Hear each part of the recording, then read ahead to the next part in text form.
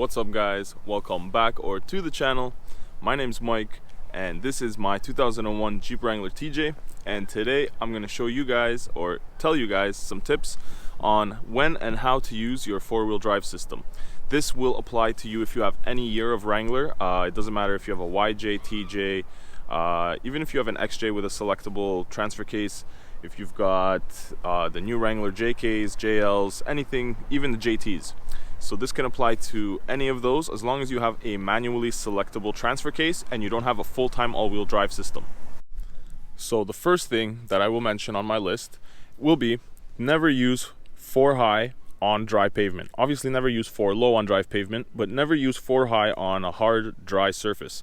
That is because even though you do have the same axle ratio in your front and rear axles, it doesn't spin perfectly at the exact same rate, and it will end up binding up inside your transfer case unless you're on a loose surface and you have the ability to have the tires slip. So if you're driving in something like a mud, or if you're driving in like snow, rain, slush, any kind of even gravel, any kind of loose surface where you need extra traction, definitely throw on your four-wheel drive system and you can use it and you don't have any problems and you don't have any kind of extra strain on the system.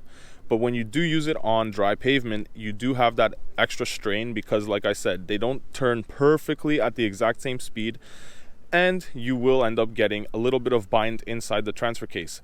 That's not saying that you're going to damage anything right away. You can drive it on dry pavement for quite a bit.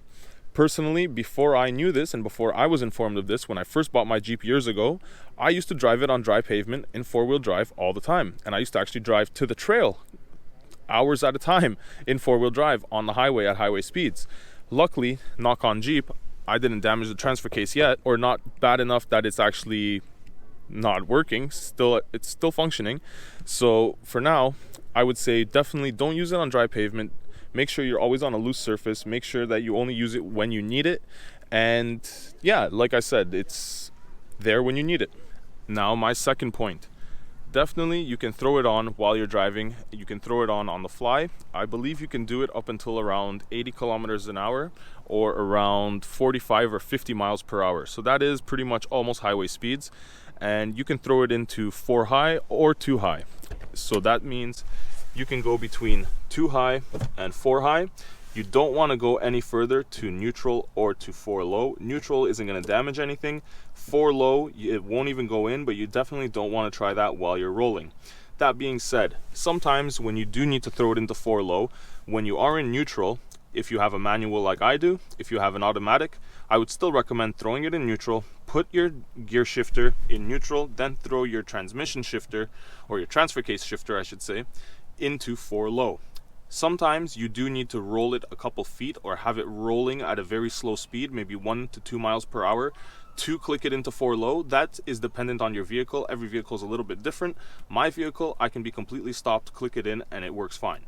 So that being said, make sure you're always in the proper situation. If you're in loose gravel, if you're in some kind of situation where you need extra grip, definitely throw it on. But if you need to throw it into 4 low, definitely make sure you stop, come to a complete stop, put it in neutral, and then if you need to, then you can roll it forward a few feet just to get it to click in. But usually you should be able to click it in at a complete stop. So now, when do you actually want to use 4 low? Well, say you're going off-road or you're towing a boat out of a boat ramp and you need that extra bit of torque. You can throw it into 4 low in that instance. But if you're going off-road and you want to go crawl some rocks, or there's some kind of mud or any kind of terrain where it's going to be a little bit harder to go over or a little bit harder to get through, that's when you want to throw on your 4 low. Now, what 4 low actually means is low range. And low range means inside your transfer case, the gears reduce themselves to give you that extra bit of torque and extra bit of power. Meaning you can be at a higher RPM range and a lower wheel speed and have that extra bit of power to crawl over or get through those obstacles. Now, if you've never used 4 low, then definitely go into a parking lot, go into just an empty space or something like that and try it out one day. Throw it into 4 low and move a couple feet. Don't worry, even if it's a paved parking lot like this, you're not going to damage anything, you're not going to ruin anything, but at least you can get the feel for it and see how that gear reduction works and how much slower the vehicle actually moves. And it gives you a lot more power. You can really feel the torque when you actually do that.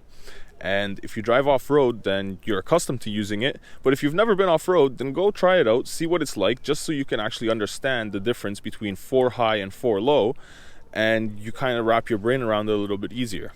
Now, with all that said, if you tow with your vehicle and you are throwing it into 4-wheel drive, I wouldn't do it for long distances, and I wouldn't do it on the dry pavement. Even if it is snowing, I definitely wouldn't recommend it, because you can still bind something up and you can still have an issue.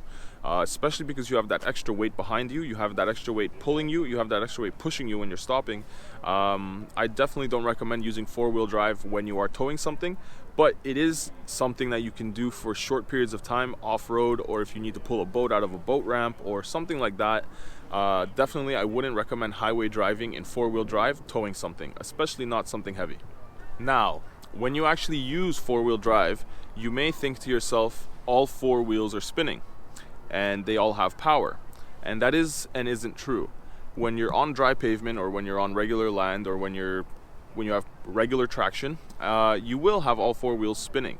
The second one of the wheels loses traction or has less resistance on it, that wheel will spin and the other wheel won't spin, unless you have lockers in your axle.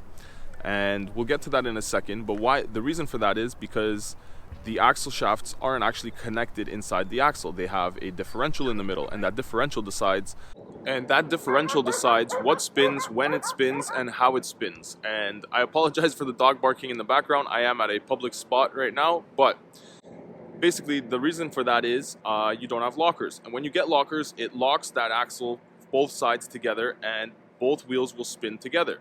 That's great for going off-road. That's great for when you're stuck in snow, mud, anywhere if you're stuck and you need to get yourself out. But you do not want to be driving with your lockers on. And that is because if you lose traction on one of your wheels, it is a lot easier to snap an axle shaft, because now both of your wheels are locked together. So if you have that one wheel jerking and trying to spin faster than the other, things are going to start not being happy inside your axle, and that's when you can have an issue, and that's when you can snap an axle shaft. So definitely, if you do have lockers in your vehicle, if they're selectable lockers, don't drive with them on unless you're off-road and you need to get through an obstacle, then turn them back off and keep going off-road.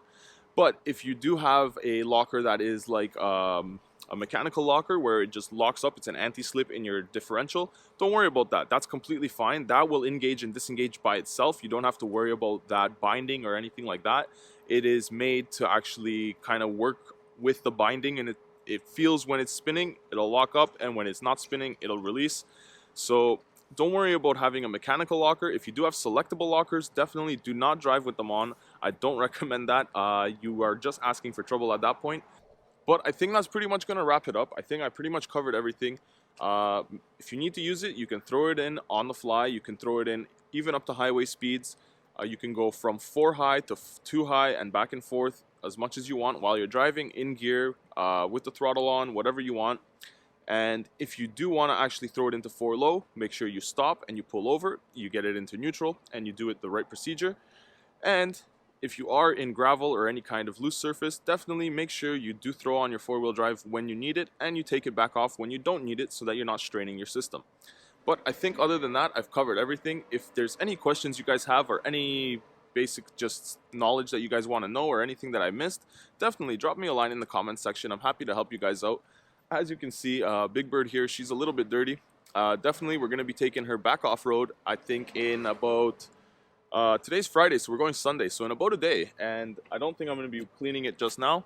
So if you guys want to see it get even more dirty, then definitely jump down there, hit that subscribe button, and follow me along, because I'll be taking you guys on a lot of off-roading trips. And even though winter is coming, I still off-road this thing and wheel this thing all through the winter, and there's tons more upgrades coming. I am hopefully going to be throwing on some 1-ton axles and some better suspension. Right now I've got about a 2.5-inch lift and a 3-inch body lift, so it is okay. It does clear the 33s that I have. They are super swampers, and hopefully we will be getting ourselves some 40s and some 1-ton axles, so this thing will be a lot beefier and a lot bigger and a lot more capable, but everything with time. So hopefully I helped you guys out. If you did find this video a little bit helpful, jump down there, hit that like button, and hopefully I'll catch you guys in the next one. So until then guys, ride safe out there. Peace.